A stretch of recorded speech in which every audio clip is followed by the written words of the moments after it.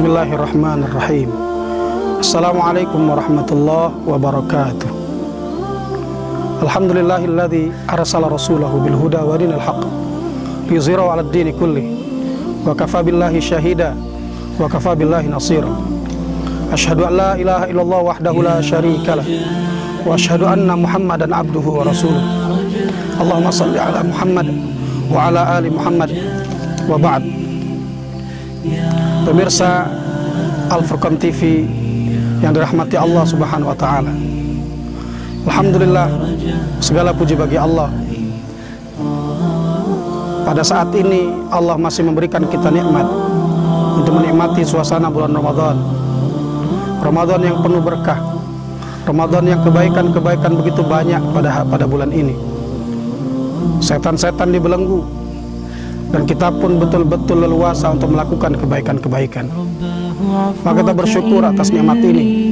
Semoga kita mampu memaksimalkan Ramadan kita kali ini.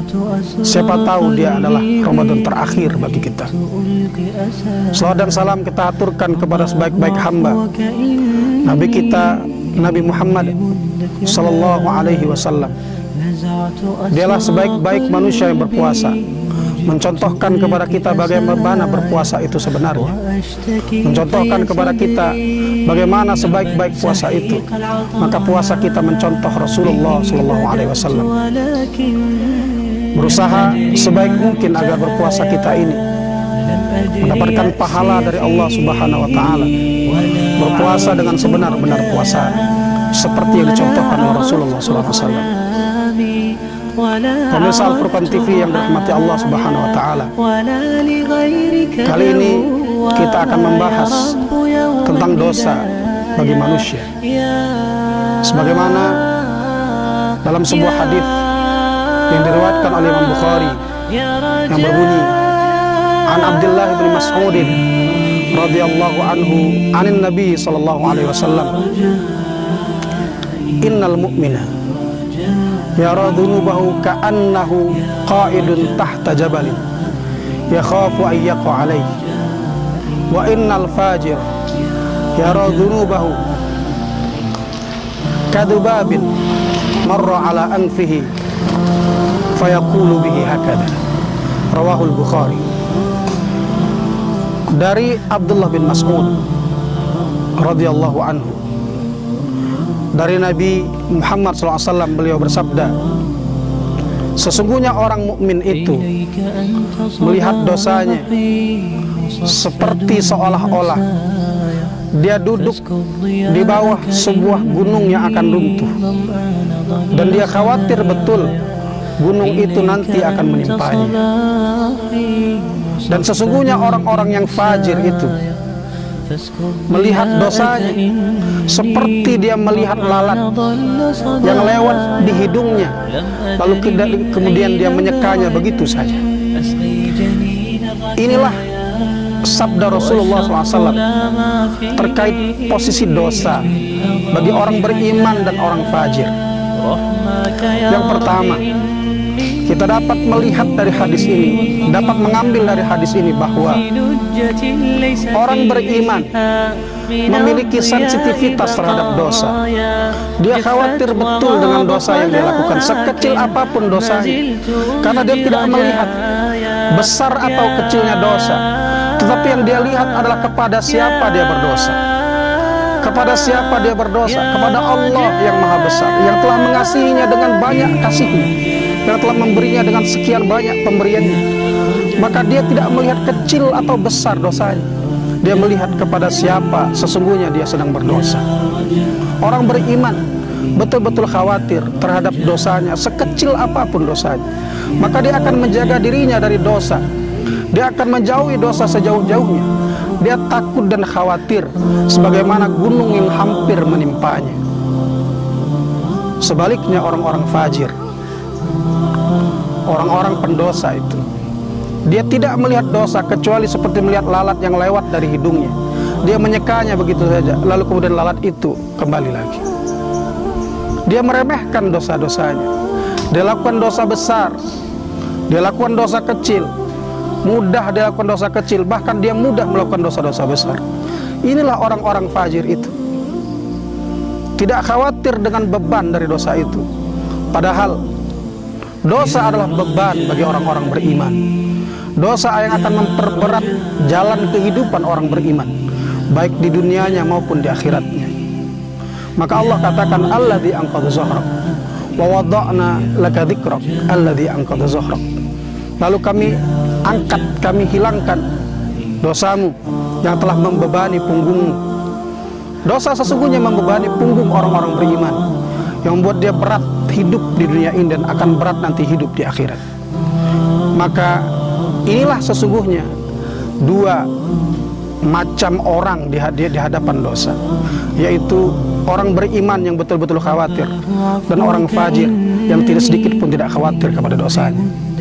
Lalu apakah dosa itu? Kata Rasulullah SAW dalam sebuah hadisnya, dosa itu adalah apa yang kau sembunyikan dan engkau tidak suka kalau manusia lain melihatnya. Engkau khawatir orang lain melihatnya. Minimal dari definisi dosa itu adalah hal-hal yang jika kita lakukan kita khawatir orang lain mengetahui.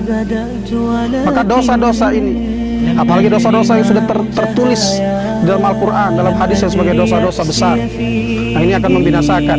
Rasul bahkan menyebutnya dengan al-mubiqat, sesuatu yang akan menghancurkan manusia kalau dilakukan. Ya wajib kita jauhi semua. Pemirsa Al-Furqan TV yang dirahmati Allah Subhanahu wa ta'ala, inilah dua orang dalam menyikapi dosanya kepada Allah Subhanahu wa ta'ala. Lalu apa pengaruh dosa ini? Dosa akan menjadi beban. Lalu dosa ini akan menghalanginya dari kebaikan. Orang-orang yang berdosa berat untuk beribadah kepada Allah. Orang yang terbiasa melakukan bermaksiat kepada Allah, maka tidak akan merasakan ketaatan kepada Allah Subhanahu wa ta'ala.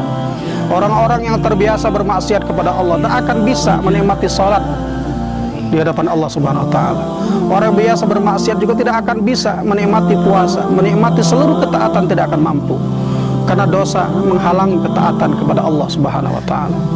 Dan dosa juga akan mengundang dosa-dosa yang lainnya. Pemirsa Al-Furqan TV yang dirahmati Allah Subhanahu wa ta'ala, inilah dosa itu.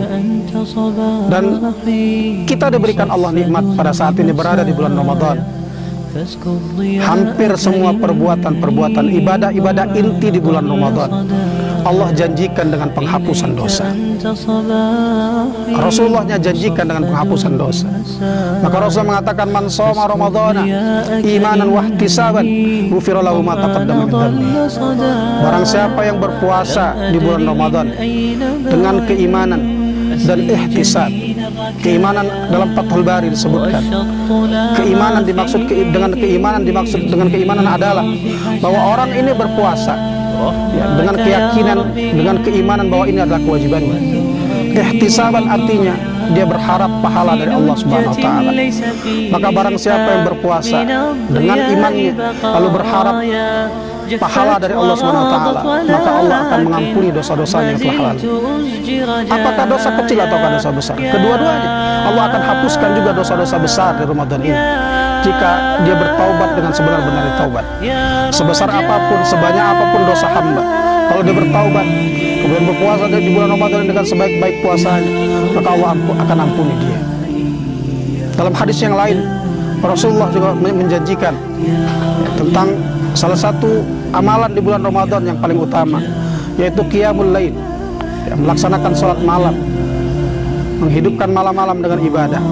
Rasulullah SAW bersabda, man qama ramadhana imanan wa ihtisaban ghufira lahu ma taqaddama min dhanbi.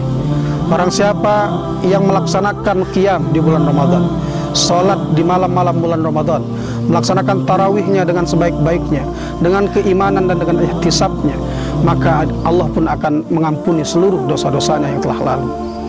Maka hampir semua amaliyah Ramadan di ujungnya adalah janji Allah, janji Rasulnya agar dosa-dosa kita dimaafkan, dosa-dosa kita diampunkan. Maka celakalah dan rugilah orang-orang yang Ramadan berlalu dari dirinya tetapi dia tidak mendapatkan ampunan dari Allah Subhanahu wa ta'ala. Demikian, billahi taufiq wal hidayah. Wassalamualaikum warahmatullahi wabarakatuh.